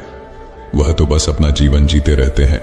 और वहीं पर दूसरी तरफ हम मनुष्य का जीवन ठीक इसका उल्टा है। मुझे तो यही लगता है कि मनुष्य का जीवन पशु के जीवन से भी बदतर है। मनुष्य जीवन एक श्राप है जो हमें मिला है। ऐसे में आपको मनुष्य जीवन में ऐसी क्या विशेषताएं नजर आती हैं जो आप लोगों को झूठ बताते रहते हैं कि हम मनुष्य का जीवन बहुत कीमती है, बहुत मूल्यवान है? इस दौरान महात्मा बुद्ध उस व्यक्ति की सारी बातें ध्यानपूर्वक सुन रहे थे और वह उसकी मनोदशा को समझ रहे थे। आखिर में महात्मा बुद्ध मुस्कुराते हुए उस व्यक्ति से कहते हैं, भंते, तुम अपने जीवन के संघर्षों से भाग रहे हो। यदि तुम संघर्ष करोगे ही नहीं तो जीवन सफल कैसे बनेगा? और जब हम संघर्षों से भागते हैं तो हमारा जीवन दूसरों के अधीन हो जाता है और फिर हमें दूसरों के अनुसार ही चलना पड़ता है। इसलिए हमें अपने जीवन के लिए संघर्ष तो करना ही पड़ता है। महात्मा बुद्ध के मुख से यह सुनकर वह व्यक्ति बहुत अचरज में पड़ गया। उसने तुरंत ही महात्मा बुद्ध को प्रणाम किया, उनके चरणों में जा गिरा और उनसे कहने लगा, हे बुद्ध, आपको कैसे पता चला कि मैं अपने जीवन में संघर्षों से भाग रहा हूं, उनसे बचना चाहता हूं? मेरे जीवन में जब भी कोई समस्या खड़ी होती है तो मैं उसका सामना नहीं कर पाता, बल्कि मैं उसे छोड़कर भाग जाना चाहता हूं। आगे महात्मा बुद्ध उस व्यक्ति से कहते हैं, तुम्हें लगता है कि पशुओं का जीवन हमसे लाख गुना अच्छा है, क्योंकि वह अपना जीवन खुद समाप्त नहीं कर सकते, क्योंकि वह किसी को धोखा नहीं देते और न ही आने वाले भविष्य की चिंता करते हैं। इसका मतलब यह तो नहीं कि पशुओं के जीवन में कोई संघर्ष नहीं है। पशुओं के जीवन में तो जन्म से लेकर मृत्यु तक संघर्ष ही होता है। जब वह छोटे होते हैं तो उनकी जान को खतरा होता है। वे अपनी जान बचाने के लिए संघर्ष करते हैं। जैसे जैसे बड़े होते हैं तो उन्हें अपना पेट भरने के लिए संघर्ष करना पड़ता है, फिर चाहे उनके सामने कोई भी क्यों ना हो, फिर चाहे उनके सामने कितनी भी बड़ी परिस्थितियां क्यों ना हो, वे संघर्ष करने से कभी पीछे नहीं हटते। लेकिन हम मनुष्य छोटे छोटे संघर्षों से डर जाते हैं। अगर हम उन पशुओं की तरह अपने जीवन में संघर्ष करने लगे तो मनुष्य का जीवन अपने आप ही सफल हो जाएगा। इतना संघर्ष अगर एक मनुष्य अपने जीवन में कर ले तो वह जो चाहता है वह कर सकता है, उसे पा सकता है। और जबकि इतना संघर्ष करने के बाद भी वह पशु अपने जीवन में कुछ भी नहीं कर पाता। भंते वास्तविकता तो यही है कि बिना संघर्ष के कोई जीवन है ही नहीं। बिना संघर्ष के हमारा जीवन चल ही नहीं सकता। फिर चाहे कोई राजा हो या भिखारी, सबके जीवन में संघर्ष तो है ही। जो भी इन परिस्थितियों के खिलाफ संघर्ष नहीं करता, फिर चाहे वह मानव हो या पशु, उसका नष्ट होना तय है। इस पर वह व्यक्ति कहता है, हे बुद्ध, क्या आप मुझे कोई ऐसी चीज दे सकते हैं जिससे मेरे जीवन के सारे संघर्ष हमेशा हमेशा के लिए मुझसे दूर हो जाए। मेरी सारी चिंताएं, सारी समस्याएं, सारी परेशानियां हमेशा हमेशा के लिए खत्म हो जाएं और मेरा जीवन हमेशा हमेशा के लिए सुखमय बन जाए। उस व्यक्ति की यह बात सुनकर महात्मा बुद्ध एक बार फिर से मुस्कुराने लगे और उस व्यक्ति से कहते हैं, भंते, मैं तुम्हें वो चीज तो नहीं दे सकता, लेकिन हां, मैं तुम्हें वहां तक पहुंचने का रास्ता जरूर बता सकता हूं। यदि तुम वहां तक पहुंचने का संघर्ष कर लो तो तुम वहां तक पहुंच ही जाओगे और तुम्हें वह चीज मिल जाएगी। लेकिन मेरी एक बात और याद रखना कि इसका अर्थ यह भी नहीं है कि इसके बाद से तुम्हारे जीवन में परेशानियां या फिर समस्याएं आनी बंद हो जाएंगे। तुम्हारे जीवन में परेशानियां और समस्याएं तो आती ही रहेंगी, लेकिन उनका प्रभाव तुम पर बहुत कम हो जाएगा। तुम्हारे जीवन में दुख और समस्याएं तो आएंगी, लेकिन वह तुम्हें छू नहीं पाएगी। और ऐसी अवस्था में चाहे तुम्हें कोई कितना भी दुख देने का प्रयास क्यों ना करे, तुम्हें चाहे कोई कितना भी धोखा देने का प्रयास क्यों ना करे, तुम्हें कभी भी धोखा नहीं मिलेगा। सब कुछ तुम्हारे पास ही होगा, लेकिन फिर भी वह तुमसे दूर रहेगा। महात्मा बुद्ध की यह बात सुनकर व्यक्ति महात्मा बुद्ध के सामने दोनों हाथ जोड़कर महात्मा बुद्ध से कहता है, हे बुद्ध, बताइए वह चीज क्या है और मुझे कहां मिलेगी। मैं उस चीज को पाने के लिए कुछ भी कर सकता हूं। मैं अपना पूरा प्रयास लगा दूंगा, लेकिन उस चीज को हासिल करके ही दम लूंगा। इस पर महात्मा बुद्ध ने उस व्यक्ति से कहा, सोच लो भंते, एक बार यदि तुमने रास्ता शुरू कर दिया तो तुम्हें उस रास्ते पर चलते ही रहना होगा जब तक कि तुम अपनी मंजिल को पाने ही लेते। और यह रास्ता अत्यंत संघर्षों से भरा होगा। क्या तुम अपनी मंजिल तक पहुंच पाओगे? इस पर व्यक्ति कहता है, आप मुझे वह मार्ग बताइए, मैं उस पर चलूंगा। मैं अपनी अंतिम सांस तक संघर्ष करूंगा, लेकिन उस चीज को हासिल करके ही दम लूंगा। इस पर महात्मा बुद्ध कहते हैं, सुनो, उस चीज का नाम है शांति, जो तुम्हारे मन के भीतर गहराइयों में है। जैसे यह समुद्र की लहरें ऊपर से तो बड़ी तीव्र नजर आती है और उछाल मारती हैं, जिन्हें देखकर हमारा मन घबरा जाता है, परंतु ठीक इसी के विपरीत उसकी गहराई में वह बहुत ही शांत होता है। और ठीक इसी प्रकार हमारे मन की गहराइयों में भी वह शांति छिपी हुई है। तुम्हें अपने मन की गहराइयों में उस शांति को खोजना होगा, उस शांति के लिए संघर्ष करना होगा। और अगर तुम रास्ते से नहीं भटके तो जैसा मैंने तुम्हें कहा है वह सब तुम्हें मिलेगा जो तुम चाहते हो। महात्मा बुद्ध के मुख से यह सुनकर वह व्यक्ति कहता है, हे तथागत, मैंने तो सोचा था कि आप मुझे कोई ऐसी वस्तु बताएंगे जिसे मैं किसी भी हालत में खोज लूंगा और उसके बाद मेरा जीवन सुखमय बन जाएगा। इस दुनिया में ऐसी कोई चीज जिसे खोजा नहीं गया, उसे तो खोजा जा सकता है, लेकिन मैं अपने मन के भीतर कैसे जा सकता हूं? वहां भला कौन सा मार्ग जाता है? वहां भला ऐसी कौन सी सवारी जाती है जिस मार्ग पर मैं चलकर या फिर उस सवारी के द्वारा वहां तक पहुंच सकता हूं? इस पर महात्मा बुद्ध मुस्कुराने लगे और उस व्यक्ति से कहते हैं, भंते, वहां पर कोई सवारी नहीं जाती और न ही वहां पर मनुष्य पैदल जा सकता है। फिर भी वह एक मार्ग है और उस मार्ग पर चलना ही पड़ता है। इस पर वह व्यक्ति कहता है, हे बुद्ध, तो आप मुझे बताइए, मैं उस मार्ग पर चलकर कैसे अपने मन के भीतर की उस शांति को खोज सकता हूं? इस पर महात्मा बुद्ध ने कहा, इस दुनिया में सबसे शक्तिशाली क्या है? इसका जवाब देते हुए वह व्यक्ति कहता है, हे बुद्ध, इस दुनिया में सबसे शक्तिशाली चक्रवर्ती सम्राट है, जिसके पास असीम शक्ति है, जिसके पास सब कुछ है, उसके पास किसी चीज की कोई कमी नहीं। इसके जवाब में महात्मा बुद्ध कहते हैं, नहीं, इस दुनिया में सबसे शक्तिशाली चीज है इच्छा, और यही इच्छा इस दुनिया को चला रही है। जो कोई भी कुछ भी कर रहा है वह उसकी इच्छा का ही परिणाम है, उसका कर्म है। सब कुछ उसकी इच्छा के अनुसार ही चल रहा है। जहां तक बात है एक चक्रवर्ती सम्राट की, तो एक इच्छा एक चक्रवर्ती सम्राट को भी धूल में मिटा सकती है, और वहीं पर उसी के विपरीत एक इच्छा एक आम इंसान को भी एक चक्रवर्ती सम्राट बनाने में सक्षम है। इस दुनिया में जो कोई भी है, जहां कहीं भी है, जिस किसी भी परिस्थिति में है, वह उसकी इच्छा के अनुसार ही है, वह उसकी इच्छा का परिणाम ही है। अपनी इच्छा के बल पर मनुष्य इस जीवन में कुछ भी कर सकता है, लेकिन एक वास्तविकता यह भी है कि मनुष्य अपनी इच्छा पर नियंत्रण नहीं कर पाता, जिस कारण उसके जीवन में वह सब भी गठित होता रहता है जिसकी वह चाहत नहीं रखता। हमारे मन की बुरी इच्छाएं हमारी तरफ बुरी चीजों को खींचती है, इसलिए इच्छा बहुत सोच समझ कर करनी चाहिए। हमें अपने जीवन में क्या चाहिए, ये केवल हम अपनी इच्छा से ही निर्धारित कर सकते हैं। इस पर वह व्यक्ति कहता है, हे बुद्ध, तो क्या मैं अगर यह इच्छा करूं कि मुझे अपने मन के भीतर की शांति मिल जाए, तो क्या वह मुझे मिल जाएगी? तभी महात्मा बुद्ध कहते हैं, भंते, इस दुनिया में सबसे शक्तिशाली इच्छा अवश्य ही है, परंतु फिर भी मनुष्य न जाने अपने जीवन में तरह तरह की इच्छाएं पालता है, लेकिन वह सारी इच्छाएं उसकी पूर्ण नहीं हो पाती। जानते हो क्यों?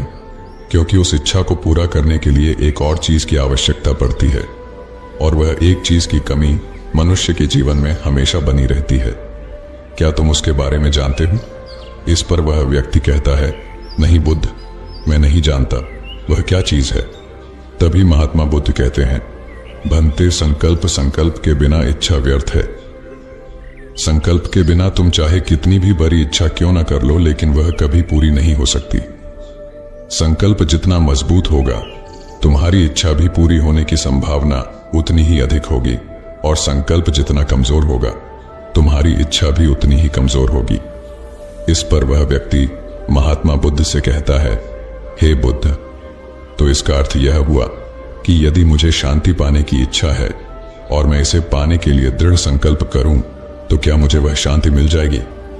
तभी महात्मा बुद्ध कहते हैं, भंते, संकल्प भले ही इच्छा को शक्ति प्रदान करता है, परंतु इच्छा और दृढ़ संकल्प होने के बाद भी व्यक्ति अपने पहुंच नहीं पाता, क्योंकि वह राह में भटक जाता है और फिर थक हार कर वह अपने संकल्प को त्याग देता है और अपनी इच्छाओं को छोड़ देता है। क्या तुम जानते हो ऐसा क्यों होता है? इस पर वह व्यक्ति कहता है, हे बुद्ध, मुझे नहीं पता। तभी महात्मा बुद्ध कहते हैं, क्योंकि किसी भी मार्ग पर चलने के लिए उस मार्ग के ज्ञान का होना बहुत आवश्यक है, और यह ज्ञान हमें उस मार्ग पर चलकर ही मिल सकता है, न कि केवल बैठकर सोचने से। और जब हम उस मार्ग पर चलते हैं तो हमें छोटी मोटी दिक्कतें, समस्याएं, परेशानियां आती ही रहती हैं, और हम उन छोटी छोटी समस्याओं में फंस कर रह जाते हैं और हमारा संकल्प टूट जाता है।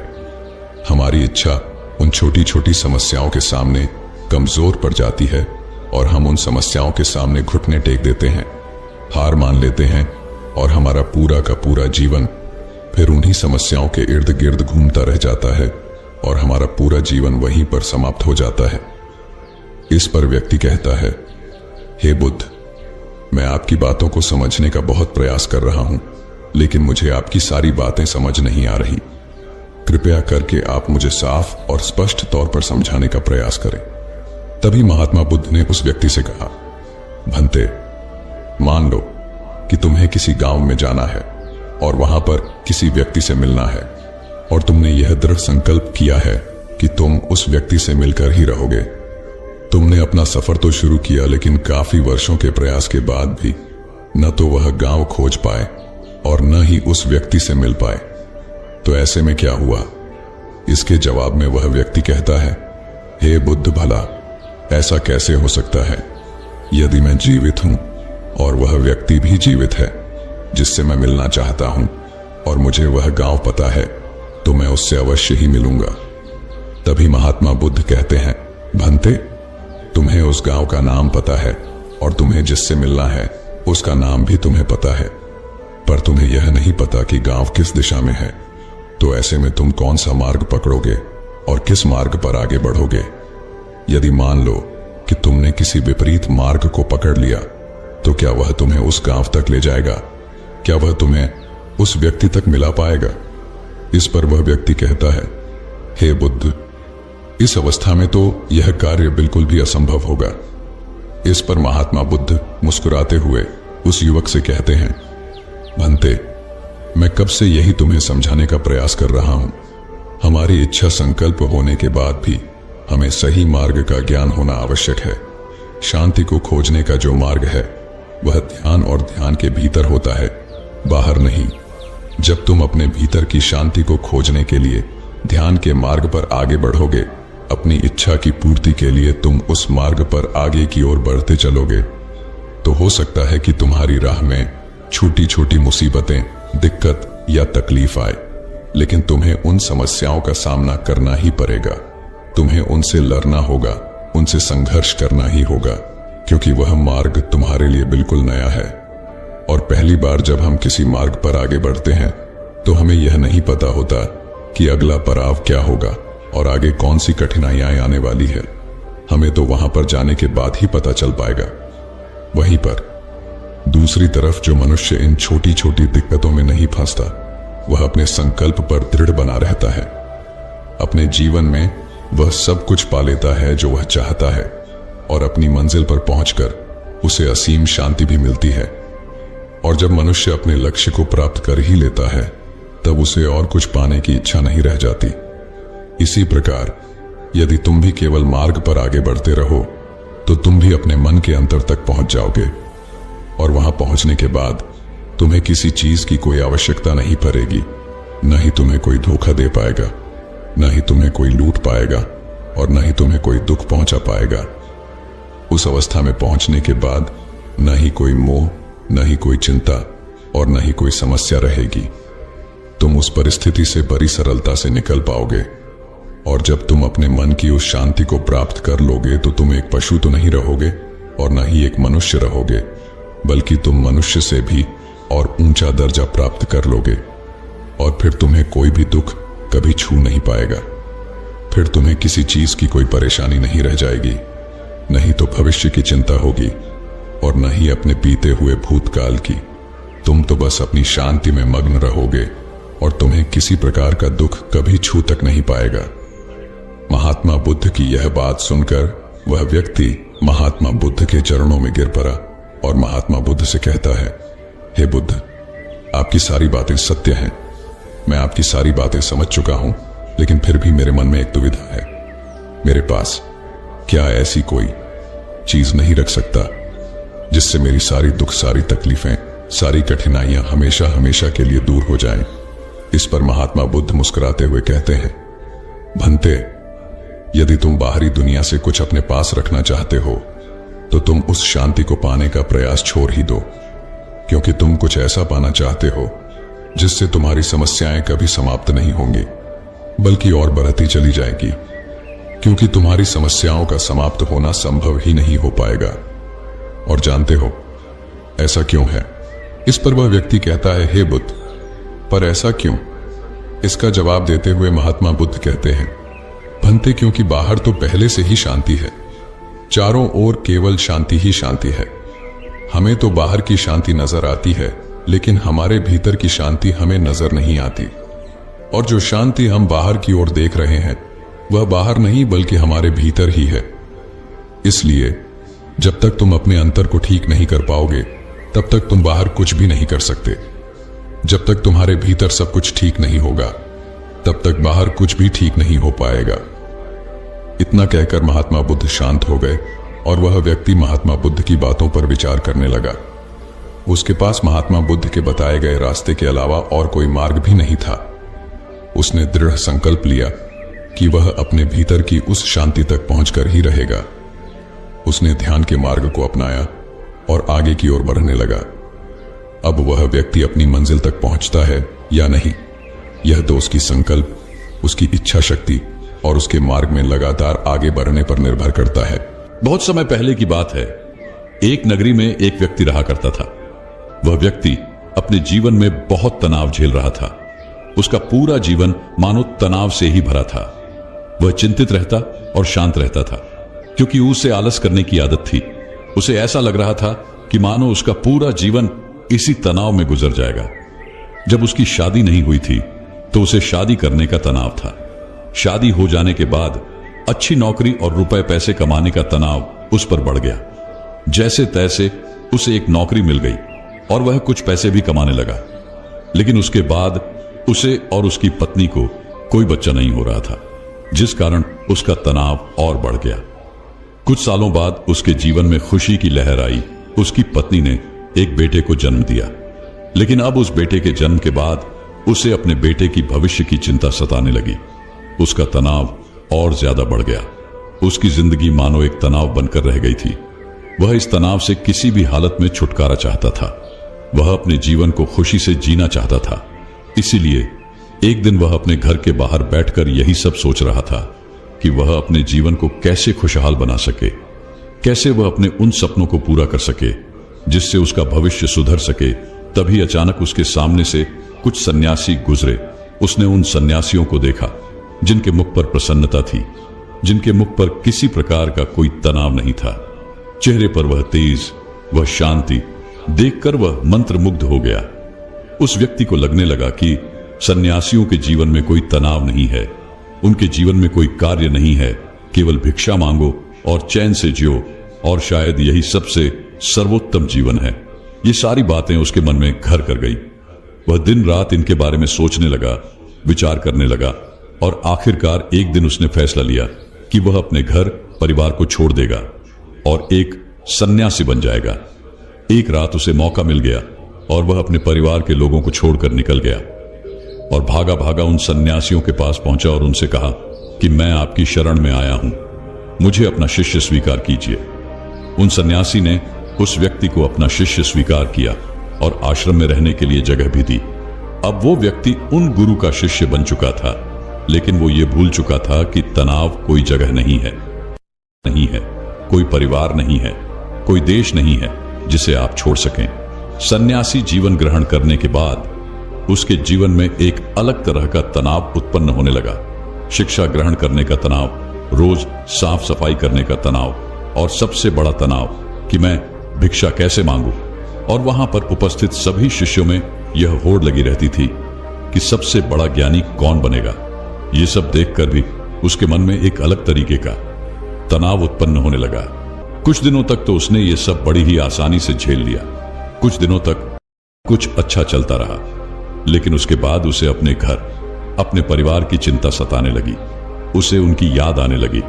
तब उसे यह एहसास हुआ कि जो इस तनाव को यहां पर झेल रहा है, वैसा ही तनाव उसके सांसारिक जीवन में भी तो था।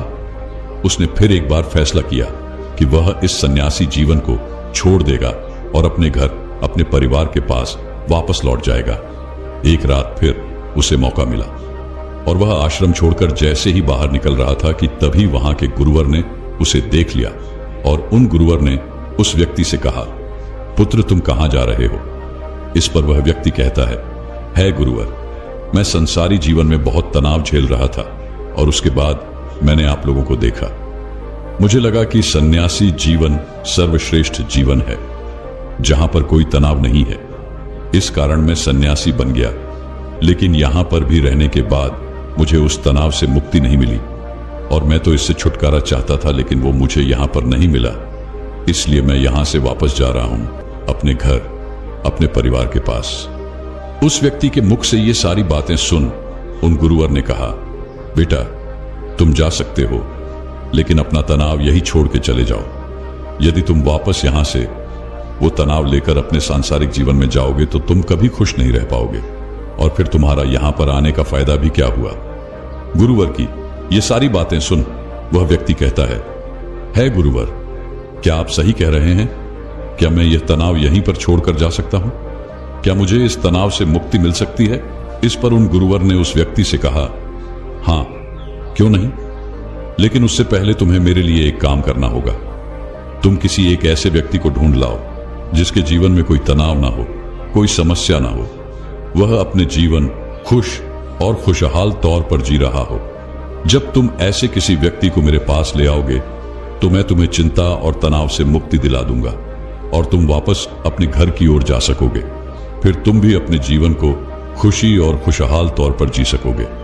गुरुवर की यह सारी बातें सुन वह व्यक्ति बड़ा ही प्रसन्न हुआ और एक ऐसे व्यक्ति की तलाश में निकल पड़ा जिसका जीवन खुशी और खुशहाली से बीत रहा हो, जिसके जीवन में कोई तनाव ना हो, जिसके जीवन में कोई चिंता ना हो। वह व्यक्ति कई गांव में गया, कई नगरों में घूमा, बहुत से लोगों से मिला, अनेकों दरवाजे खटखटाए, लेकिन उसे ऐसा कोई आदमी नहीं मिला जो यह कह सके कि उसके जीवन में कोई तनाव नहीं है, उसके जीवन में कोई चिंता नहीं है। बल्कि तनाव और चिंता की बात करते ही लोग उसे अपनी समस्याओं के बारे में और बढ़ा चढ़ाकर बताया करते थे। वह उसे अपनी चिंताओं और तनाव के बारे में कुछ ऐसे बताते मानो सबसे बड़ी समस्या उन्हीं के सर पर मढ़ दी गई है। धीरे धीरे कई दिन बीत गए, लेकिन उसे ऐसा कोई व्यक्ति नहीं मिला जिसके जीवन में कोई तनाव ना हो। तभी उसे एक दिन एक व्यक्ति मिला और उस व्यक्ति ने उस शिष्य से कहा, इस पूरे संसार में केवल एक ही ऐसा व्यक्ति है जिसके जीवन में कोई तनाव नहीं होता, जो चिंता रहित होता है, और वह है शराबी, जिसे किसी बात की कोई चिंता नहीं होती, जिसे कोई बात का तनाव नहीं होता, वह तो बस मस्त रहता है।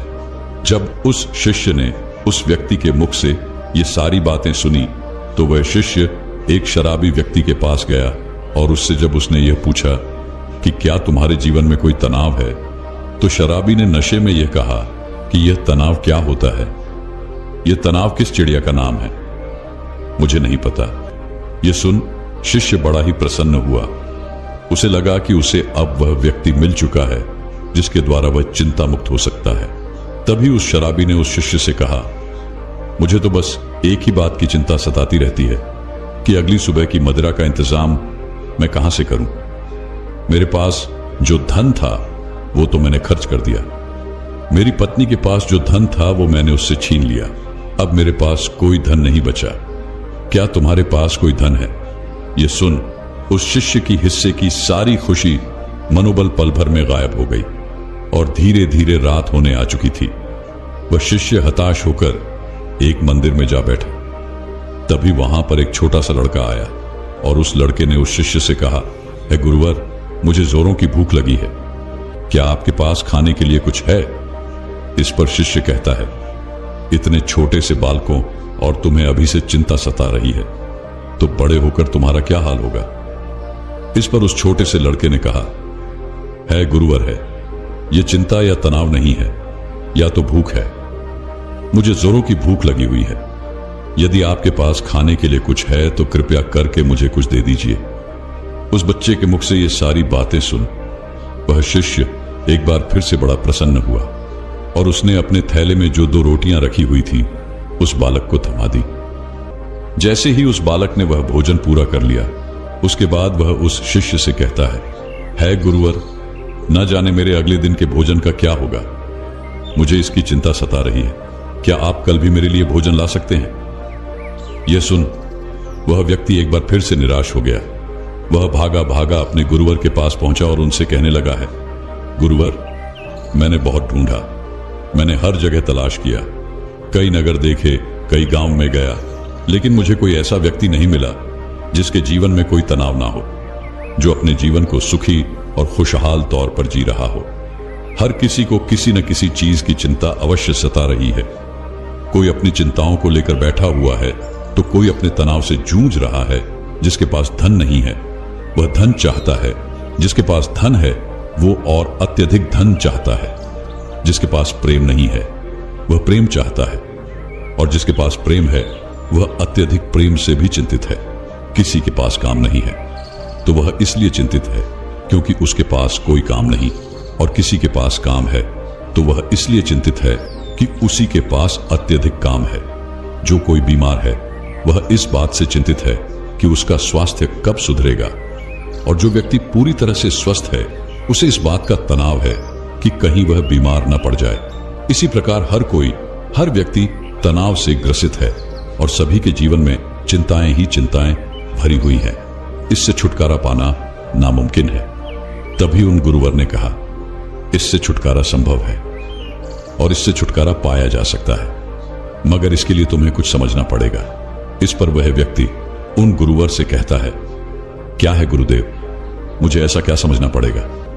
मैंने हर जगह देखा, कोई ऐसा व्यक्ति मुझे नहीं मिला जिसके जीवन में कोई तनाव ना हो, तो आप मुझे कैसे चिंता मुक्त कर सकते हैं? इस पर गुरुवर ने कहा, जो मैं तुम्हें समझाने की कोशिश कर रहा हूं उसे तुम ठीक से समझने की कोशिश करना। उन गुरुवर ने कुछ गीली लकड़ियां अपने आश्रम के पास से उठाई और उन्हें उस शिष्य के सामने रख दिया और कहा, इसमें आग लगा दो। उस शिष्य ने काफी कोशिश की, लेकिन उन गीली लकड़ियों में भला कहां आग लगने वाली है। पर शिष्य परेशान हो गया, लेकिन उसमें आग नहीं लग पाई। इस पर उसने गुरुवर को कहा, है गुरुदेव, इन गीली लकड़ियों में आग नहीं लग सकती, इसमें आग लगाना संभव ही नहीं। इस पर वह गुरुदेव कहते हैं, पुत्र, मैं तुम्हें यही समझाने की कोशिश कर रहा हूं कि तुम इन गीली लकड़ियों को क्या करोगे? इसे धूप में सुखाओगे या फिर इन गीली लकड़ियों को लेकर सोचते रहोगे, चिंतित रहोगे और तनाव में रहोगे? तुम चाहो तो इन्हें धूप में सूखा सकते हो, लेकिन इसमें थोड़ा सा समय लगेगा। और यदि तुम चिंता की जगह चिंतन करो, तब तुम ये जरूर समझ सकते हो कि तुम इसकी जगह पर कुछ सूखी लकड़ियों का इंतजाम कर सकते हो और जिनमें आग लगाना भी संभव होगा। इस पर शिष्य गुरुदेव से कहता है गुरुदेव, आप ठीक कह रहे हैं, लेकिन यह जीवन तनाव से इतना भरा हुआ है कि जीवन तनाव मुक्त हो ही नहीं सकता है। और ऐसा क्या है कि हम अपने जीवन को तनाव मुक्त जी पाए? वह शिष्य की ये सारी बातें सुनकर उन गुरुवर ने कहा, है पुत्र, इस जीवन में कोई तनाव नहीं है। बाहरी तौर पर कोई भी तनाव उत्पन्न नहीं होता। जो भी तनाव उत्पन्न होता है वह हमारे भीतर की ओर होता है। चिंता तुम भीतर की ओर करते हो, और जहां चिंता और तनाव उत्पन्न होता है वहां सफलता नहीं होती, कार्य सही नहीं होते, हमारी मानसिक स्थिति भी सही नहीं होती, जिस कारण हमारे सारे कार्य बिगड़ने लग जाते हैं और हम और भी ज्यादा तनाव महसूस करने लगते हैं और भी ज्यादा चिंतित रहने लगते हैं। आगे वह गुरुदेव अपने शिष्य से कहते हैं, यदि चीजें हमारे मुताबिक होने लगे तो हम अपने जीवन में कभी भी तनाव महसूस ही नहीं करेंगे और न ही हम कभी चिंता करेंगे, और हमारा जीवन भी खुशी और खुशहाल तौर पर चलता रहेगा। हमें चिंता करने की कोई आवश्यकता नहीं पड़ेगी। जैसे यदि ये लकड़ियां सूखी मिल जाएं, तो मैं इनमें आसानी से आग लगा सकता हूं और मेरे भीतर किसी प्रकार का कोई तनाव उत्पन्न ही नहीं हो पाएगा। तो हमारा तनाव इन लकड़ियों के स्वभाव पर निर्भर करता है।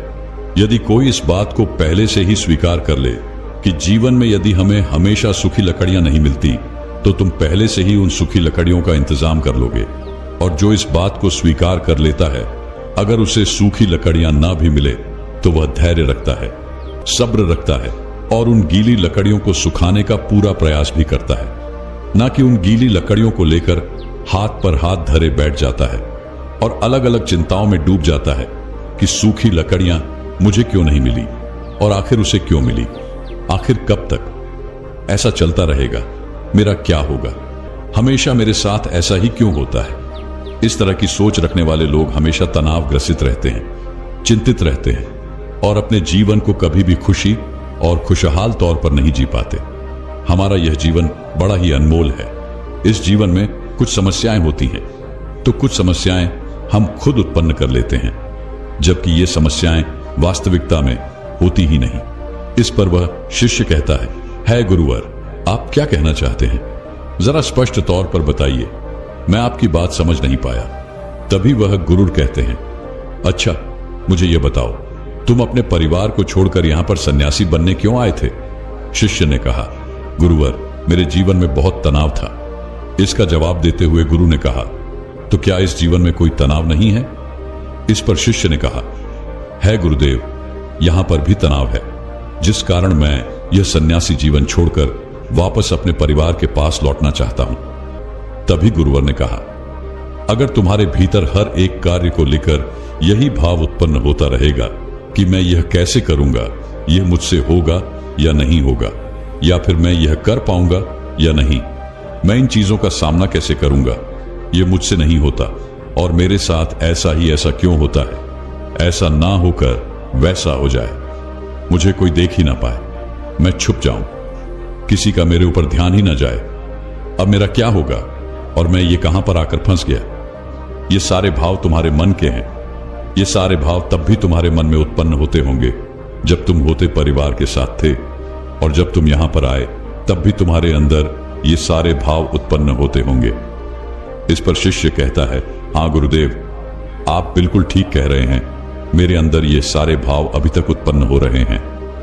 जब मैं अपने परिवार के साथ था तब भी, और जब मैं यहां पर सन्यासी बनकर आपके सामने हूं तब भी मेरे अंदर ये सारे भाव उमड़ रहे हैं। इस पर गुरुवर ने कहा, यह समस्या तुम्हारे बाहर की नहीं है। यदि तुम कोई जगह छोड़ दो, कोई स्थान छोड़ दो, तो यह समस्या कभी खत्म नहीं होने वाली। यह समस्या तुम्हारे भीतर है कि तुम्हारा ही किया धरा हुआ है। तुमने बेवजह ही अपने मन में एक तनाव बना रखा हुआ है, क्योंकि तुम्हें कल्पना में जीना अच्छा लगता है, काल्पनिक सोच रखना अच्छा लगता है। तुम उन बातों को लेकर चिंतित रहते हो जो तुम्हारे जीवन में कभी घटित होने की संभावना ही नहीं है। ऐसी सोच रख के तुम चिंताग्रस्त रहते हो, पर तुम्हारा तनाव कभी खत्म नहीं होता। जिस दिन तुम ये समझ जाओगे कि हर समस्या का समाधान होता है और उस समाधान तक पहुंचने के लिए हमें कोई ना कोई कर्म करने ही पड़ते हैं, और उन कर्मों का एक परिणाम भी होता है, तो उस दिन तुम्हारे जीवन में कोई तनाव नहीं रहेगा, तुम चिंता रहित हो जाओगी। इस पर वह शिष्य कहता है, हाँ गुरुदेव, आप बिल्कुल सही कह रहे हैं। जब मैं यहां पर आया था उससे ठीक पहले मुझे एक छोटा सा बालक मिला था। उस बालक को झोरों की भूख लगी थी। जब उससे मैंने कहा कि तुम इतने छोटे से बालक हो और तुम्हारे जीवन में अभी से तनाव है, अभी से चिंता है, तो तुम्हारा आगे क्या होगा। इस पर उस बालक ने जवाब दिया था, है गुरुवर, यह कोई चिंता नहीं, कोई तनाव नहीं, बल्कि यह तो भूख है। तब मैं ये बात समझ आया था कि समस्या तो भूख है, तनाव और चिंता का कोई समाधान नहीं हो सकता, लेकिन भूख का समाधान अवश्य हो सकता है। मित्रों, क्या आप भी अपने जीवन में किसी प्रकार की चिंता और तनाव से जूझ रहे हैं? क्या आप भी छोटी छोटी बातों को लेकर हजार तरह के विचार उत्पन्न कर लेते हैं और उन विचारों को लेकर चिंतित रहते हैं? ऐसे नकारात्मक विचार जो कभी भी आपके जीवन में घटित हो ही नहीं सकते, ऐसे विचारों को आप अपने मन ही मन पालते रहते हैं। ऐसे नकारात्मक विचार, नकारात्मक बातें आप अपने दिमाग पर बढ़ाते रहते हैं, तो इन विचारों का क्या लाभ? क्या आपको अभी भी लगता है कि आपके जीवन में समस्याएं हैं और उसका समाधान नहीं मिल रहा है? क्या आपको भी यही लगता है कि आपके साथ ऐसा क्यों हो रहा है? तो मित्रों, केवल एक समस्या का समाधान ढूंढिए, उन हजारों विचारों का नहीं, क्योंकि वो हजारों विचार आपके बनाए हुए काल्पनिक विचार हैं और वो आपको कभी भी आगे नहीं बढ़ने देंगे। वो आपसे बस यही कहेंगे कि ये आपसे नहीं हो पाएगा और आप उनकी बातें मान लेते हैं। इसीलिए उन नकारात्मक विचारों को दूर रखिए और अपनी समस्याओं का समाधान ढूंढिए, क्योंकि चिंता और तनाव मुक्त रहने का यही एकमात्र उपाय है कि आप अपनी समस्या का समाधान कीजिए, उसके लिए कर्म कीजिए और कर्म का फल आपको अवश्य मिलेगा। एक समय की बात है जब भगवान बुद्ध अपने शिष्यों के साथ एक गांव में भ्रमण कर रहे थे। गांव का नाम सूखापुर था, लेकिन यहां के अधिकांश लोग दुख और निराशा में जीवन बिता रहे थे। इस गांव में एक व्यक्ति था जिसका नाम आनंद था। आनंद बचपन से ही हर प्रयास में असफल होता आ रहा था।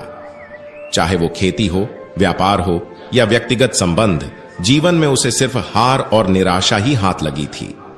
आनंद ने कई बार अपने जीवन को बेहतर बनाने की कोशिश की थी, लेकिन उसकी हर कोशिश नाकाम साबित हुई।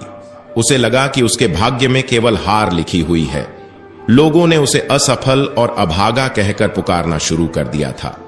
धीरे धीरे आनंद अपने आप में इतना खो गया कि उसे जीवन में कोई उम्मीद नहीं बची।